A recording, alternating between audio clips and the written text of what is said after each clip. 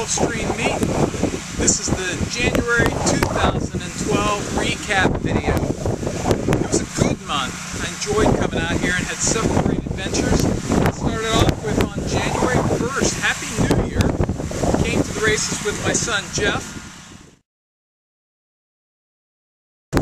And the highlight that day was when Sacristi won a grade 3 old hat after I doubled up this bet on her. January 3rd wasn't out at the track, I did play online, but it was happy anniversary to my wife Kim. 25 golden years together. Actually, it's the silver anniversary. On January 5th, the whole family came out on Family Day at Gulfstream Park.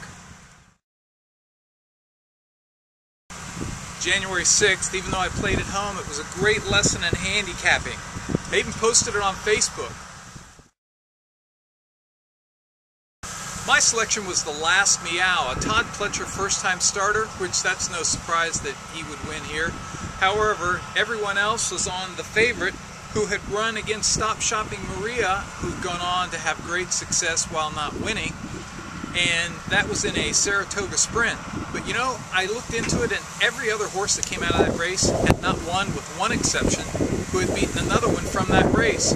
So I was against the favorite. I tripled the bet. Oh yeah, good handicapping on The Last Meow. Then on January 8th, Sunday, the week came to a crashing end. And I say that because even though I had 4 winners on the day and made nearly $50 profit, including a dead heat win in the Ocala Stakes,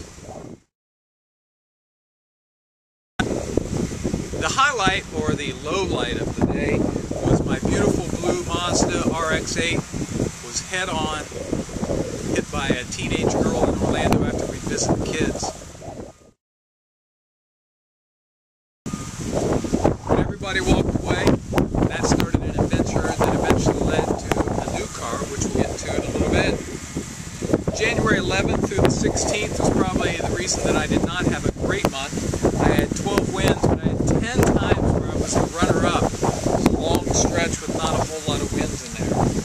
Then on January the 19th, I bounced back. When I came out here on a Thursday, I had only 1 winner, and then in the finale, I liked Anawan with John Velasquez up, snuck through on the rail. Oh yeah, at 11:20 I had double the bet, got back over $50. I was a winner. But what made it a great day was after being at the races, we went to Coral Springs Nissan and bought my new Nissan 370Z. Cool car, eh? January 21st, I was off to New Orleans to visit the fairgrounds on their Road to the Derby preview day. I met with track announcer John G. Dooley and racing analyst Katie Michelet, where I met with John G. Dooley, the track announcer, and with Katie Michelet, who is the racing analyst. In fact, you can hear her in the background analyzing the next race. Both of those two people were so nice to me. John remembered when I visited him at Arlington Park in 2007. I thought that was pretty cool. And Katie was just really friendly, and we talked about racing and analyzing, talked about maybe getting to see her again this summer when I come to Erie, where she is the analyst for Presque Isle Downs. They even asked my opinion on 2 of the races, and they welcomed me on air. So that was a highlight of the day. Street one while I was at the fairgrounds. Liberty Bound, I got back $62, and I had a winning day overall, so it was a great day at the fairgrounds. The last week of the month, January 26th and 27th, I put together back-to-back winning days. Great start to the week. Came out to Gulfstream on January 28th for Sunshine Millions Day, and the highlight was my best bet of the day, the Sunshine Millions Distaff. I liked Awesome Feather. Then it was time for the 5th race, my best bet of the day. It was a Sunshine Millions Distaff, and it featured Breeders' Cup 2010 Juvenile Filly Champion, unbeaten in 9 starts, Awesome Feather. In the paddock for the Sunshine Millions Distaff. Here's the favorite, the unbeaten, my best bet of the day. Awesome Feather. It's the fifth race, the Sunshine Millions Distaff. My pick, my best bet of the day, number 4, Awesome Feather. As they broke from the gate, she stumbled a little bit. They're only live.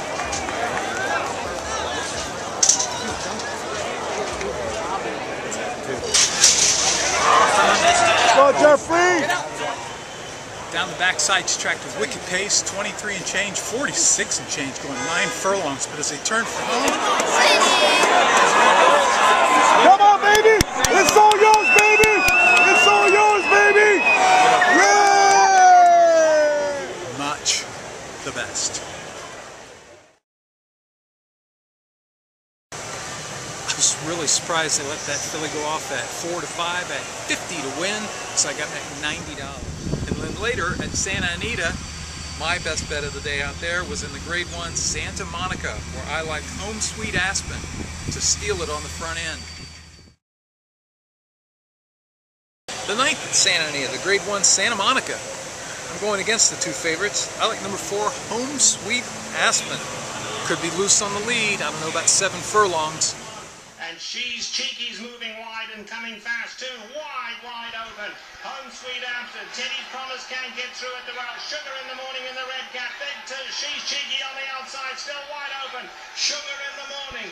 Home Sweet Aspen on the inside. These 2 kick on with it. Home Sweet Aspen and Sugar in the morning. Nose and nose. Home Sweet Home. Sugar in the morning. Home Sweet Aspen won. But then on Sunday, January 29th, I went an amazing 5 for 6. Oh yeah, another winner. That's 5. 5 winners today out of 6 picks. Started off with Dixie Bound, just up in time to win the second race, paid $19.60. And then I swept the graded stakes features. The Grade 2 Forward Gal, I like Todd Pletcher's Broadway's Alibi. I like the Todd Pletcher filly, Broadway's Alibi. I was surprised when I looked up the morning line that she was the 8 to 5 favorite. And as they left the gate, she was 6 to 5, shot right out to the lead, and when they got to the far turn, Broadway's Alibi, who ran a 44 and 4.5 mile, on top by 2. The whip has come out on Sega Novena. Sacristy's got 4 lengths to make up, and they're into the stretch. And Broadway's Alibi turns it on. Opening up from her competition, she's 8 in front. Broadway's Alibi pulling away. She's 10 lengths in front. She's 12 in front. Broadway's Alibi streaking home in the Forward Gal. Complete domination. oh, romped by 16 lengths. She can stretch out. She's an Oaks candidate. And then in the Grade 3 Holy Bull, I liked Algorithm. I posted it on Facebook as my upset of the day. And when Hanson, the juvenile champion, the 2011 Breeders' Cup juvenile winner, had the lead at the top of the stretch, my pick, Algorithms, came to him. When they hit the far turn, the field was starting to get to him, and who was coming best of all? Algorithms. And as he turned for home, Algorithms right behind him and edging up closer now. Consortium is 4th. Fort Loudon under a full-out drive as Hanson arrives at the quarter pole. He's in front by a length. Algorithms moves after him now. Silver Max is next. 3/4 in 1:10 and 1.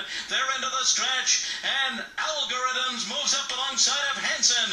Algorithms moves by Hanson. Algorithms is pulling away from Hanson.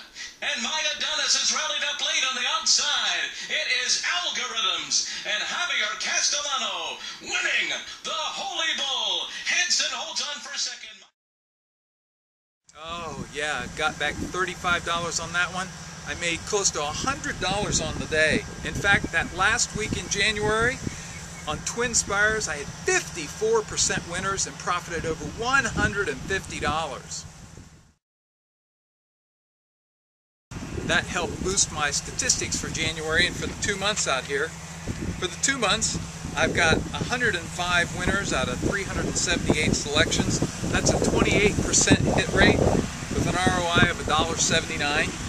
Ron Nicoletti still has more wins, 32%, and a higher ROI, $1.85. But Jessica Pacheco is at 21% in spite of a good month for her. Could job. Jess had several long shots, and she's bumped her ROI up to $1.70. Overall at Gulfstream, on the races I bet on, because the previous statistics were on all picks, I'm winning 33.6% of my races, and I've got an ROI of $1.99. That's excellent for Gulfstream. Compare that with 29% in 2010 and 26% in 2011, and my ROI those 2 years $2.91, so I'm right around the same place. Simulcasts continue to haunt me as I'm still 25% for 2 months with a measly $1.37 ROI. But overall, I've had 469 selections here this winter, starting in December, 30% winners, and a combined ROI of $1.71, which is still a little low. We try to bring it up in this last month before we go on our cruise to Australia in the month of March. Be back just in time for the Florida Derby.